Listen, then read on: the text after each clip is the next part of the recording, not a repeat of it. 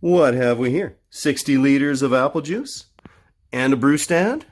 What could we do with that?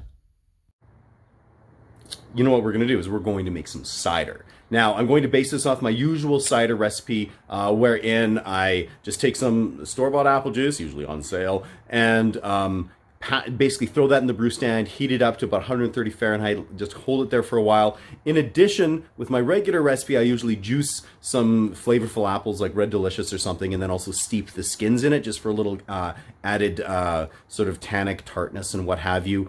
But this time, what I'm going to do is make a black currant cider. So I'm going to use a combination of dried black currants as well as fresh black currants that we picked up at the hunting shack and then froze. Those are going to be steeped in there. I think I'll also take a little crabapple, some crab apples from the backyard, halve them or something, and steep them in it as well, just for a little added dimension of flavor. And what I'm hoping for here is like a nice dark cider, something that'll be delicious for the fall, and possibly back sweetening it just for flavor. We'll see. So anyway, let's get started. All right, we are almost done with these juice boxes. I find the quickest way to do it is just to kind of treat them shotgun style there, puncturing near the top.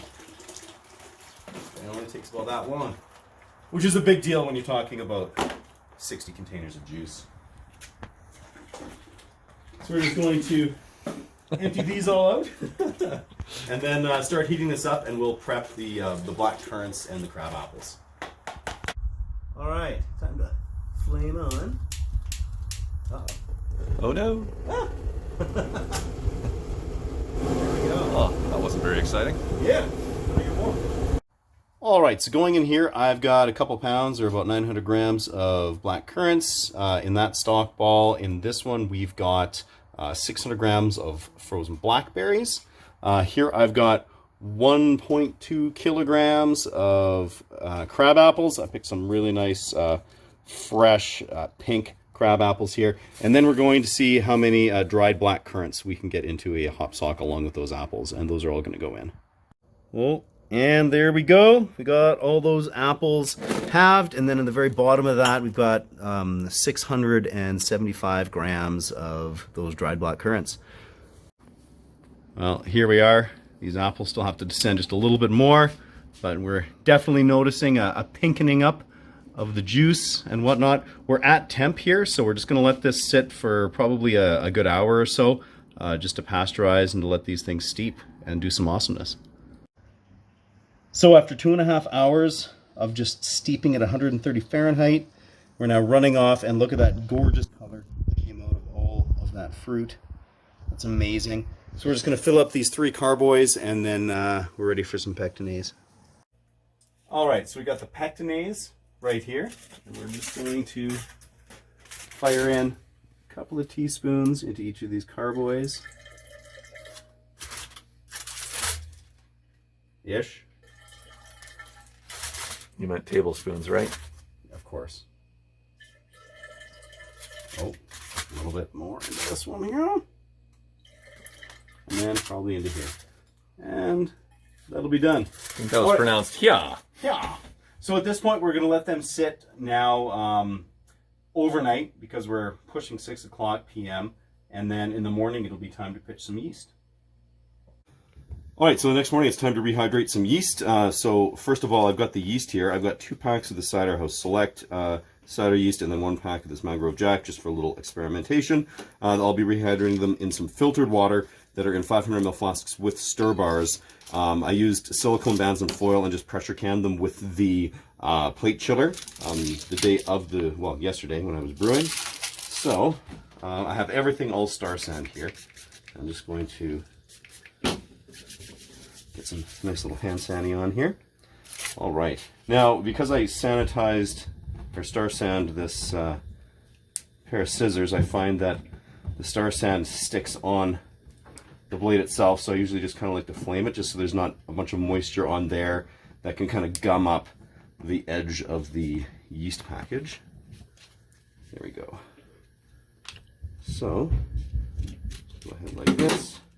Of course, this Bunsen burner makes it really nice so that I'm not worried about bacteria or anything getting in. just because of the nice updraft that it creates. Just pour that in there. I'm going to let these rehydrate for, I don't know, 15-20 minutes. We'll just see how long it takes until it looks like they're nice and smooth. And then with the stir bar, it's nice because I can just then whip them up on the stir plate just in case there's any little clumps left at all. So I'll get these going, and when it's time to rehydrate, we'll come back.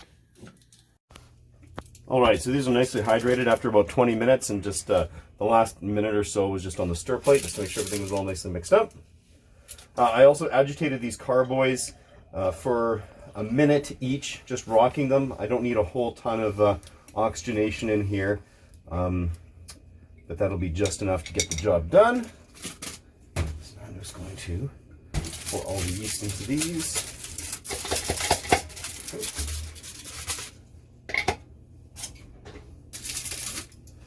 So these two on the right will be that Cider House Select strain.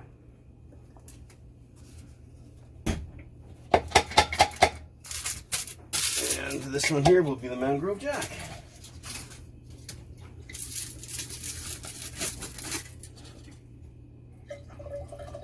So with the yeast pitched here, I'm just going to set up the carboy hoods and blow-off tubes and the thermal well for the temperature probe. Well, we're all nicely set up here with these carboy hoods, blow-off tubes, and I have a thermal well in the middle one here. And so they're all three of these are going to run off the same temperature controller, just because they should ferment quite similarly. So I have them sitting at 68 Fahrenheit. We'll let fermentation kick off like that and probably ramp up a little bit as it nears the end. So these are fermenting away nicely. It's pretty hard to see in the actual video, but it's got that classic cider fermentation where it almost just looks like the fizzing of soda or something like that, just up on the top. Just teeny little bubbles popping away all over the place. All right, and this cider has finished off at 10:02, reading below the meniscus. So the next phase is actually deciding what to do, because I think we're probably going to want to back sweeten this. So it's time to start playing. So a couple days after removing from the heat, getting the heat wraps and stuff off of there, just to let a little bit of that yeast drop out a bit further, I'm ready to get these transferred to kegs. At this point, we're also going to play around just with some samples to look at possibly back sweetening and whatnot, just to get this exactly tasting how we want. Okay, so a lot has happened with this cider since that last little clip there. So as I mentioned, I did pressure transfer it into a sanitized corny keg. I then chilled it down and gelatin-fined it. Once that was done, I transferred into a carbonation keg. And it was at that point that we did some testing and wound up actually back sweetening it with 600 mils of invert sugar that we made. You can either buy it or make it. It's super easy to make. But 600 mils per keg was enough just to get that kind of sweetness where we were looking for. And then we carbonated it. So we got videos and all that kind of stuff on the channel if you want to check that out. But now it is it's time to test. Having this on tap is fantastic. And pours really nice because it doesn't have all of that protein and whatnot that you would have in a beer. So even highly carbonated, it's just like that. So, time to taste. All right, I mean, first of all, talking about the color, all right, the color is not what I was hoping for. I was hoping for that really like nice, dark, kind of pinky purple color, and this really faded and became kind of like a light pink. I've got a plan to fix that for next time though, so stay tuned for that. Insofar as the actual flavor and whatnot though, it has all of that real tartness of my original cider, just using the apple juice. But then it has that really cool addition of all those dark fruits, the black currants, it's got the blackberries, all that in there. And with that back sweetening, that kind of helps balance out with that black currant, because that's really, really tart and earthy and a really strong flavor. But this is really balanced out nicely by the back sweetening, and then that nice high carbonation in there is really sweet too. So yeah, anyway, aside from the color issue, this was a very successful experiment and really quite simple to make as long as you've got the equipment to do it. So hope you give it a whirl. Until next time, keep it at 11.